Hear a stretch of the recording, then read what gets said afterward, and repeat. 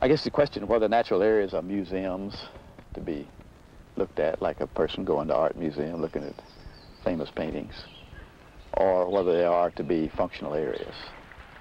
I think they can be both. It just so happens that these are the same types of systems that shippers like to use, that people like to live on, that people like to bring their factories on, that people like to dam and stabilize so they no longer flood. And all of these things then change these areas. We're interested in this river and this bay because we see that developmental pressures are coming on us in the relatively near future. We're starting to see them now, and some major management decisions are going to be made soon. I've seen a lot of housing projects, a lot of condominiums being built, a lot of land, a lot of farmers have had to sell land and they've subdivided it. They can bring the boats down and they can hunt and they can fish. That's fine. But they need to put the boats back on the trailer and go back home. We don't need no condominiums up there. We don't need no farms up there. That needs to be for this right here, because that river feeds the bay. Without the river, the bay can't survive. It's going to come. There will be new industry. There will be a lot of people living here someday. The big question mark is, are we or have we learned enough, and do we have the right mindset, the right viewpoint to value these systems and ultimately protect them so that we can develop them while we protect them?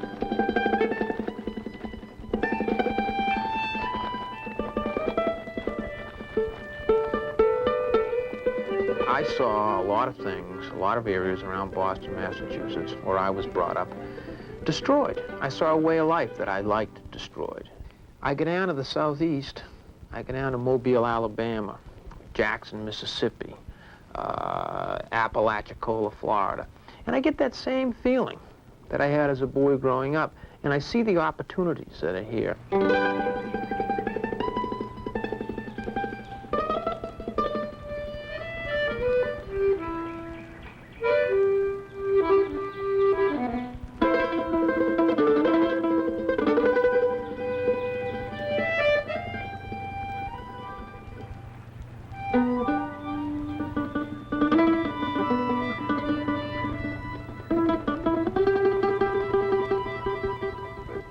The Southeast has something like 45% of all the wetlands in this country. A wetland to the flat coastal plain country has the same value to leave as open space as the mountains do of the West. 15% of the Southeast is classified in some part of wetland. A lot of that has already been gone.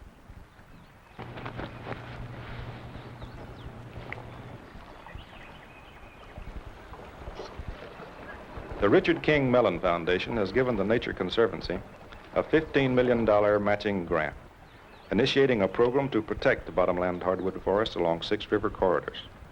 These rivers are the Suwannee, the Apalachicola, and the Choctawhatchee in Florida, the Mobile-Tensaw Delta in Mobile Bay in Alabama, and the Pascagoula and the Pearl in Mississippi. These rivers and the wetlands adjacent to them are the last intact bottomland hardwood forest systems in the country. The wetlands, then, is a great heritage of the Southeast. And there are many interesting customs and many ways of living and lots of history. And they are great fishing.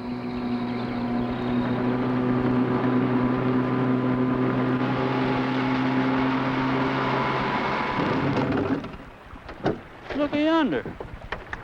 Got fish on every one of these.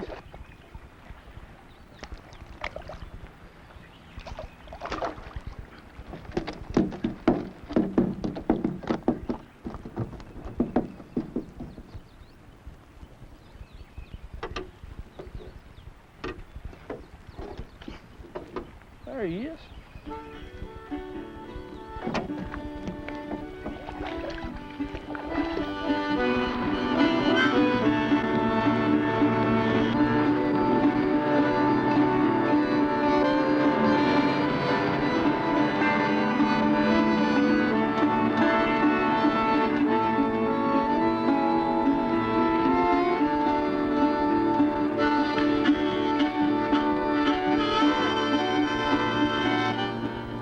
In the spring, the waters rise up and wash over the floodplain. When the water recedes, it brings with it leaves and other organic matter, which is then carried downriver. Scientists believe that this seasonal flooding functions to make these wetlands amongst the most productive natural systems in the world.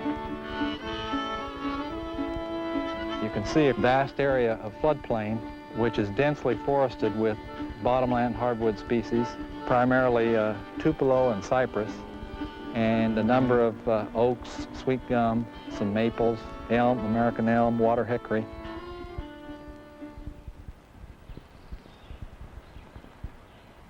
This is an area where we did intensive studies of the interior floodplain and the leaf deposition.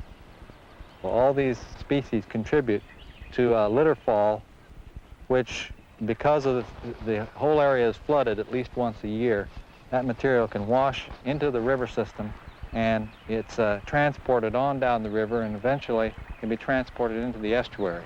And there it serves as a basis for the food web. We've worked with the USGS in their studies and, in fact, helped in the planning stages of those studies, so we hooked the upland productivity with the downland productivity.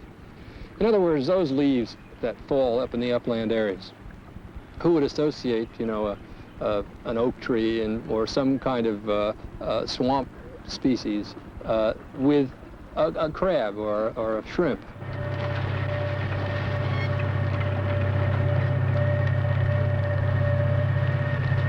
To do good in a place, you got to know where to go look for it. Your shrimp come out of the rivers, you know. They breed way up in the rivers, and they come out. And that's one thing you look for, too. Usually, a lot of times you try to work around them rivers where they're coming out.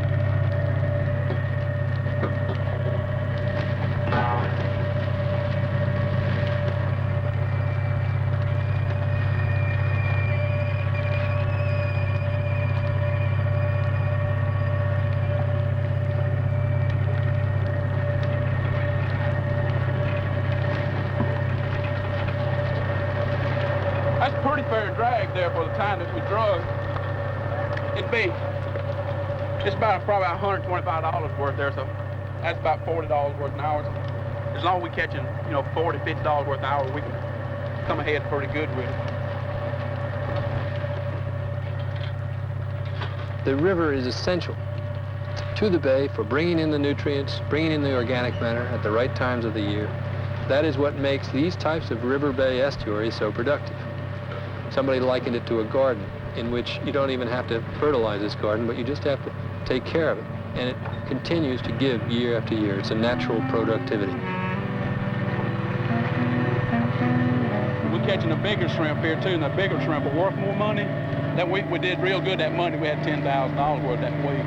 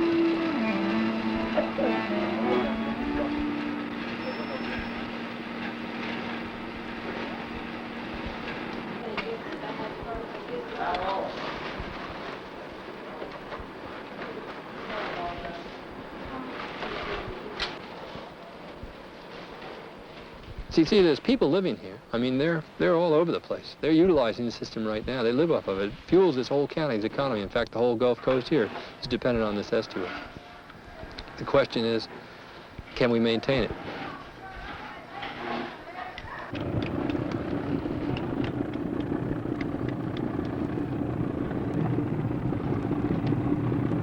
We're right in what is known as the East Hole bed here.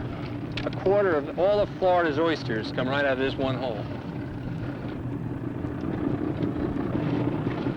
You can see the way they're pulling them up, how there must be millions upon millions of oysters on the bottom for them to be pulling them up like that. We have maps of the oyster beds going back to 1850. We have records of the Indians taking the oysters out of this bay. So that it's an incredibly productive system and stayed the same way for hundreds of years.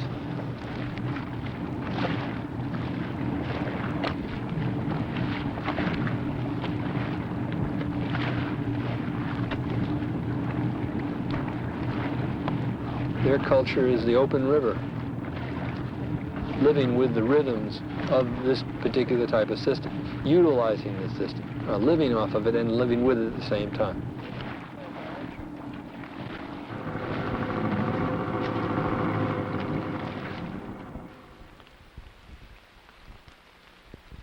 Well, wetland is an interface, you see. It's an interface between man's greatest important resource, water, and terra firma, where most animals like men live.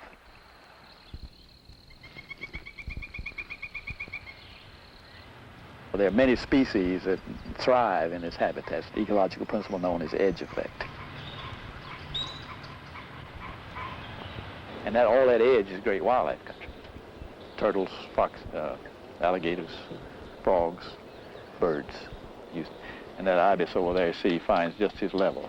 You see, his bill will only allow him to probe about 5 inches or 4 inches. Any water deeper than that, he cannot find any food in. So he works right along the margin there. He's presumably looking for small things like crawfish or small things that live in the sediments. He's not fishing. That's not a fishing bird. The osprey we saw earlier needs deeper water. And of course he must dive into the water and catch fish. If you could preserve the riparian zones throughout the country, then you would have assurances that you wouldn't be overdeveloping and damaging your life support system.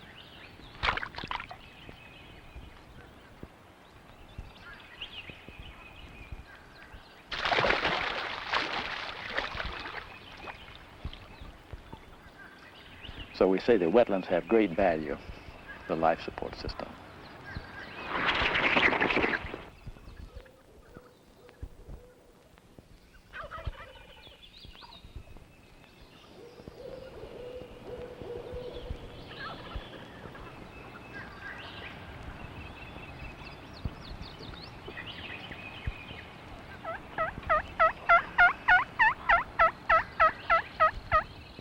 I'd like to be able to go hunting for work every morning. You know, these guys that work around here or work in Montgomery, hell, they can be turkey hunting in 20 minutes. That's living.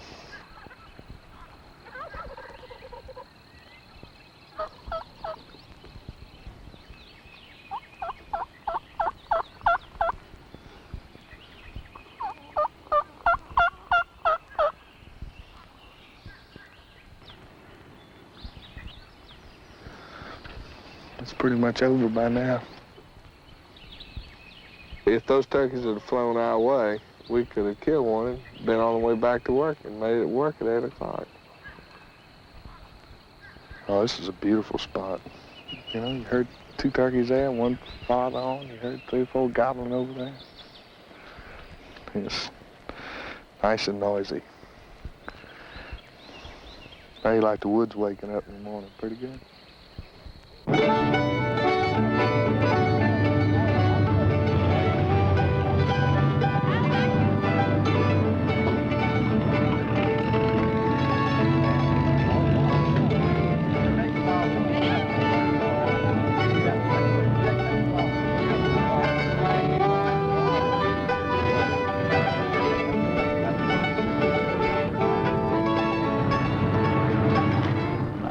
There ain't no better life than down here in these swamps hearing them dogs coming. You get to shoot that old deer. That's very.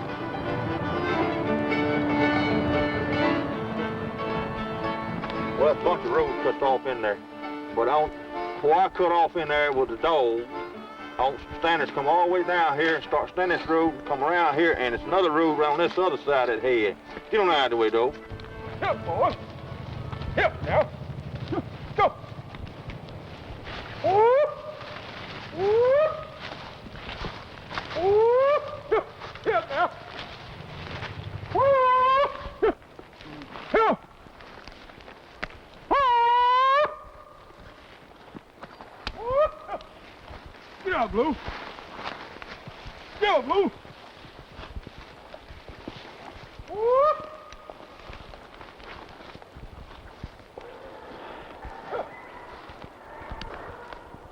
Ain't that beautiful music? I'd rather hear them dogs run than I had to shoot the deer. I really had.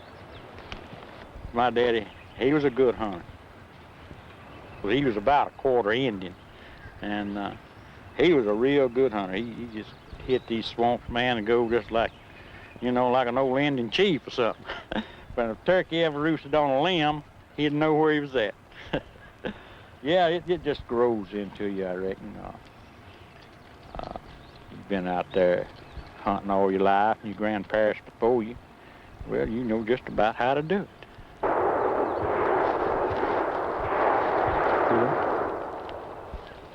Man, I hear somebody is really putting it on, ain't they? There he goes, he's still putting it on. Yes, sir. He was a little too far from me. Yeah, we got him up out there. I didn't see him forward the That's where it's done, boy. You get out here in these woods and with a bunch of fellas you like to hunt with, and it just enjoy it. Well, already it's in your blood, you know, being in the woods. Now you put me in the city, I go crazy to a lunatic. As long as I'm out here, I'm satisfied.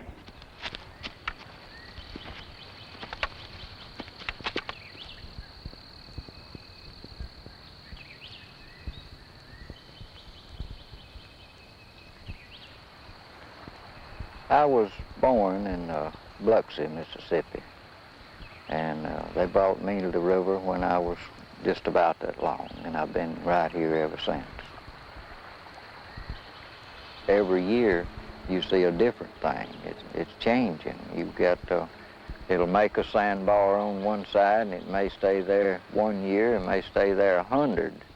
It's a living thing. It's changing continuously, but yet it just gets more beautiful.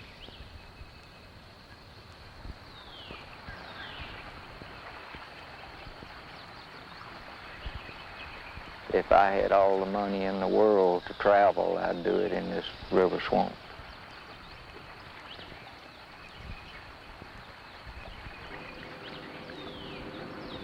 What my favorite thing is, when the river's up in the spring, to take a small boat and motor and go back into the old oxbow lakes and the sloughs and just kind of drift, look at the growth of the timber and, of course, the wildlife and the flowers in the spring of the year.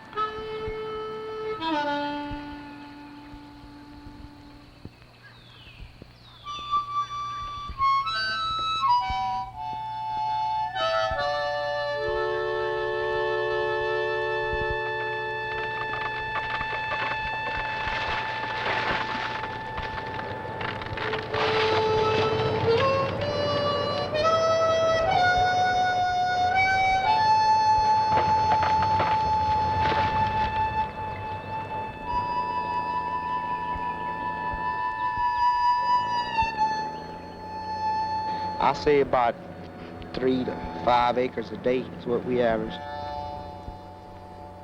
They have a whole lot of sloughs running through it right now, but we're going to straighten all that out. The ones that won't do too much drainage, we're going to fill those in. More than likely, we'll cut some new ones. Everybody always says you can take a little piece and it won't matter. The problem with that is that it's cumulative over long periods of time.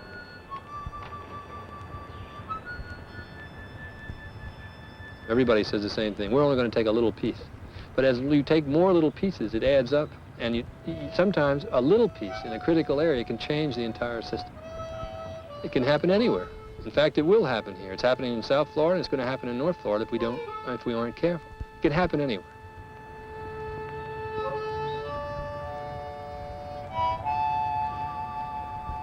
There were around 50 million acres of bottomland hardwood forest when Jefferson made the Louisiana Purchase from Napoleon in 1803. Today, after generations of developing these lands, primarily along the Mississippi River, there are only 3.5 million acres left in the entire Southeast.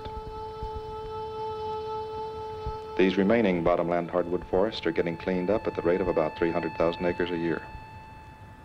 So it's conceivable by 1990, this whole system, which once covered, you know, the whole southeastern part of the country, a good quarter of the country, is going to be gone. Totally, completely gone. And with it, everything, all the wildlife, all the vegetation, all of the natural systems that it supported, that to me is a scary figure.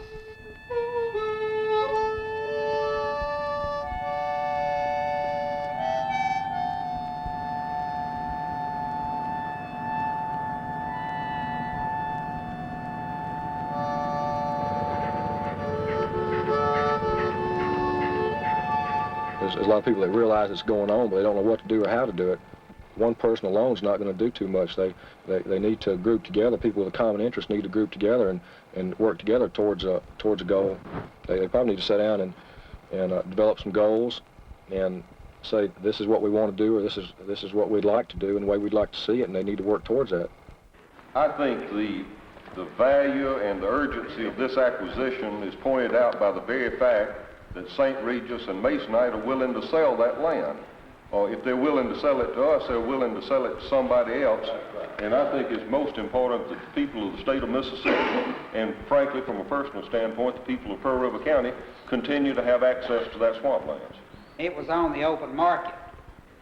The reason we went to the Nature Conservancy, which is a private, non-profit corporation, is because they had the flexibility to come in and option this property for us on behalf of the state and hold it until such time as we could go to the legislature and acquire get the necessary funds, the $1.5 million, to come back and buy the property from the Conservancy. Now, the Conservancy has taken title to that property.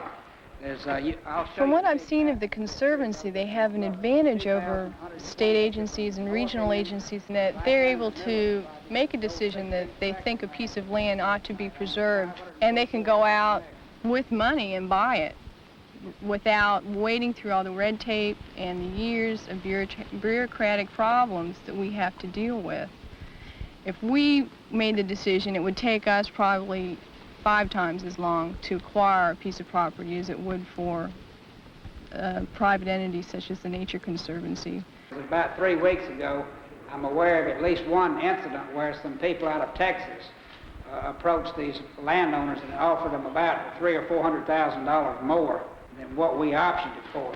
St. Regis is actually going to donate back nearly $1.2 million to the people of Mississippi, and that's something I think we'd be very grateful for.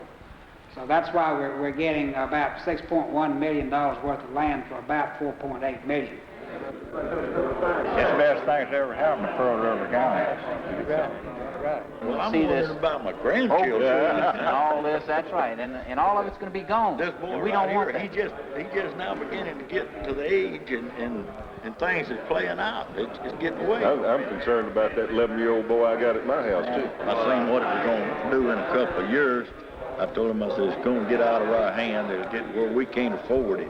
And people out of state will control it, and that's exactly what happened. But now we've got good working relationships with Masonite, St. Regis, and International, and all of these large companies.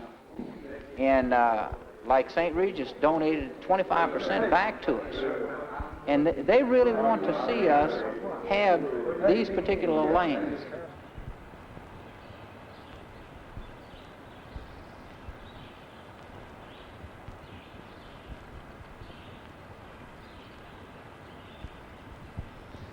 We don't recommend going out and slaughtering a hardwood forest. It makes us sick to the heart to go do that. Now, if you buy a tract and he sells it clear cut, well, naturally, you're going to clear cut it. But truthfully, we much rather pick through it and get the big good ones and leave all the medium and small size ones there, and which we try to encourage the landowners to do, and most of them are going to that. We do some of everything in the hardwood line. We rough cut all types of hardwood. It's very compatible to the wildlife and nature and hunting and recreation and sports. That's the beauty of the bottomland hardwoods, is they can have so many uses and still be preserved.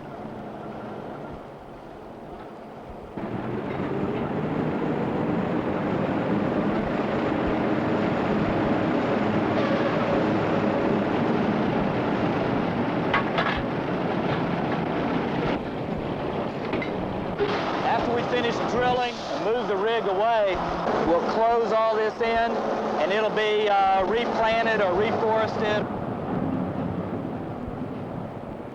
If we make the proper decisions, we can have it both ways. We can have the best of both worlds. We can have industry, we can have jobs, we can have growth, but we can also protect our natural world. We may have caught it in time here. We may, with our educational systems, with what we know now about how the system works, and with planners and management people from the state and federal agencies helping, as well as the local initiatives that we've already set in motion, we could, in this valley, have one of the last major river systems that remains intact. That's what we're working on. If it can't be done here, it can't be done anywhere. That's simply, it's impossible. The reason being that we know more about this area, we'd be doing it with our eyes fully open. This is the last shot in this area right now. Within the next 5 years, we'll tell the tale. Whatever we're going to get, we'll either have it or be working on it. And after then, it'll be too late.